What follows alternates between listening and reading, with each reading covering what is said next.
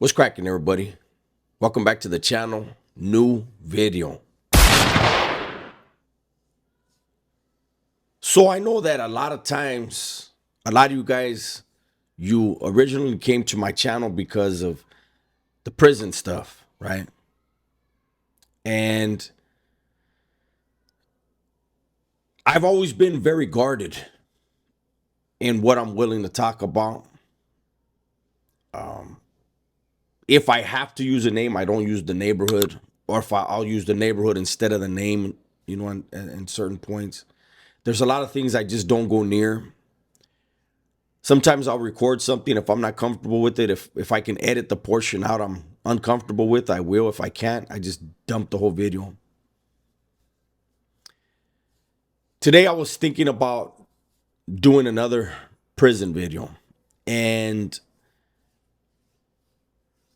I have a lot of stories about prison. But every time I tell a story about prison, I'm putting myself back there. You know, it's like if I'm talking to other ex-lifers, if we talk about our families and stuff, we talk normal. If we happen to get into A-homes, remember when this happened, whoop, whoop, and I'll notice my verbiage goes back because my mind went back. And I'll notice who I'm talking to, the same thing happens.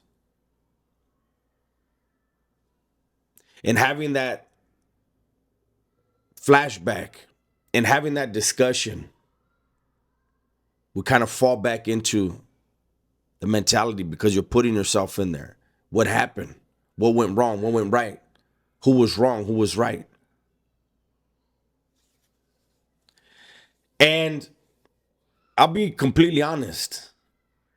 People have been asking me what I think about the Mob Spot, that channel, the Mob Spot, right? And there's a lot of people who were never a part of the lifestyle. Maybe they gangbanged on the streets, but gangbanging on the streets, even if you gangbanged on the streets and went to the California Youth Authority, those are completely different animals than going to the joint and living that lifestyle and meeting those people, getting that education, getting personal knowledge, firsthand knowledge of some serious stuff, right? It's completely different. And so I see that there's a lot of people that they'll make comments, they'll leave comments about the two people that host that channel. And everyone is entitled to an opinion. People have opinions of me that don't know me, right?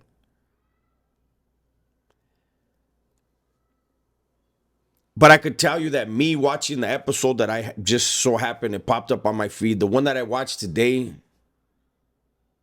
I'm not going to tell you which one it was.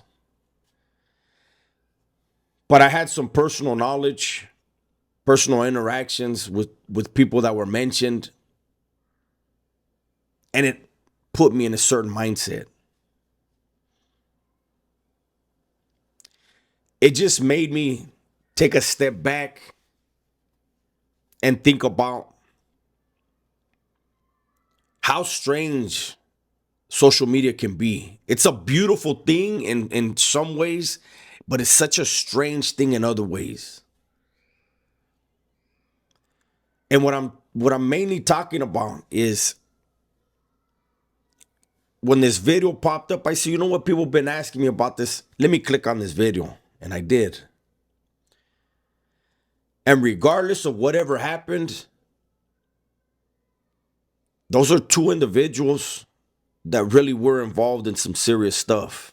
Really did make it to a level that the people that talk about them, talk about me, talk about other people, never went to. I never made it to that level. But I see the comments and people that don't know who they're talking about, but because they read a book or somebody heard 10th hand and told you something, you decide to get in the comments and talk about, or that Vato's more of a killer than that Vato. It's very strange to me. It really is. Like, if you're not a part of that world, why would that matter to you? I get it. The stories are fascinating, but they never have a happy ending. It seems like some people, they forget that part. They're fascinated, but they miss the point. The video that I watched today was probably about 8 dudes in the video. And half of them are no longer living. They passed through violence. People miss that part.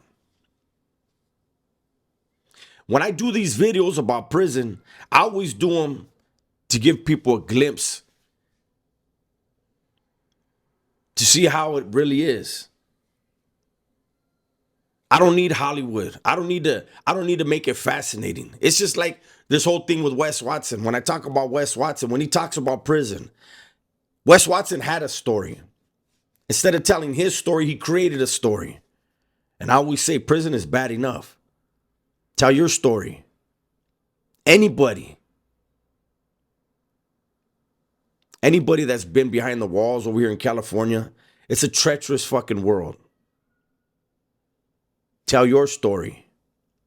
You know, I see people try to say Dubs make stuff up. You'll never see anybody ever in history be able to say, nah, he lied about this story. He wasn't there for that story. If I wasn't there, I'm going to tell you. Yeah, I wasn't there, but my cellie told me, or something like that. I always clarify. There's nothing glorious, nothing glamorous. Like I said, if I'm telling you something, it's so hopefully you, if you're going through something, it'll help you make the right decision. Or your kids, your nephews, nieces, whatever it is. But like I said, that watching that video today, it just put me in a certain mindset, you know, where I did some recollecting. I remember everybody that I left that I had love for. I wish they were out here. I wish they were with their family. Some people just can't make themselves believe that it's possible. And so they continue down a hard road. I wish them well. And as odd as it will sound to a lot of people, I respect that they've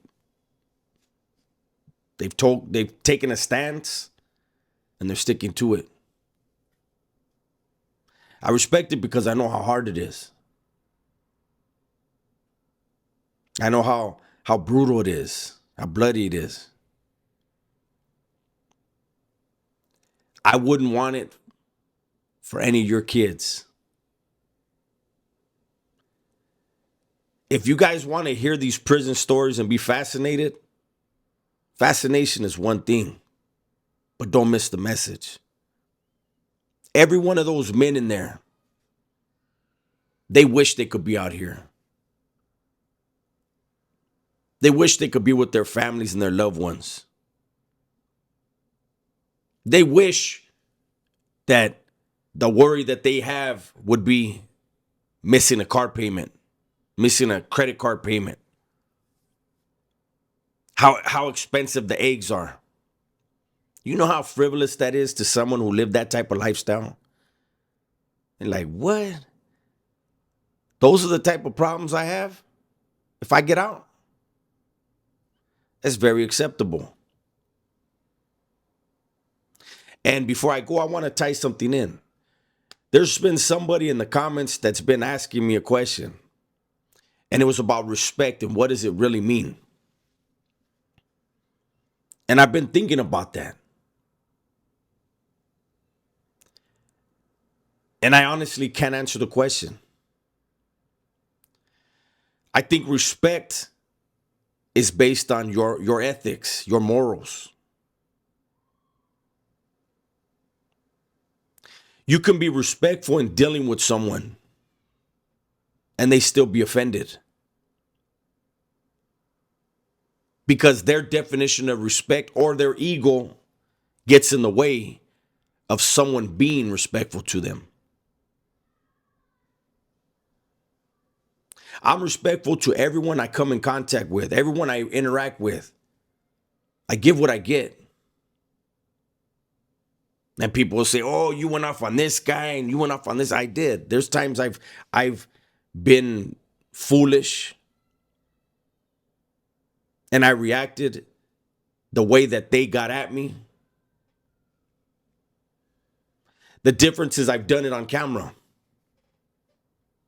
But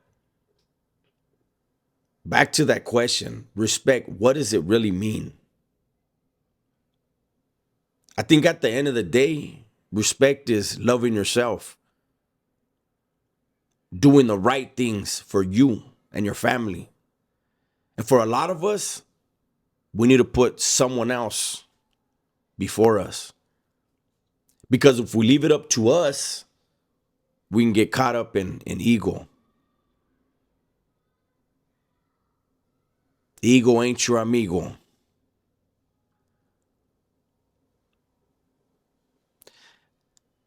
The guys with the biggest egos I ever met, a lot of them are in prison. Savages. Very respectful though. As long as things go their way. This is a rambling video, man. Tomorrow we'll try something else. But the question, what does respect really mean? And the video that I saw today, it got me kind of thinking, you know. That's my video for today. Hopefully you guys enjoyed it. Everybody, please be safe, be smart, and tell the ones you love that you love them, man. I'm out of here.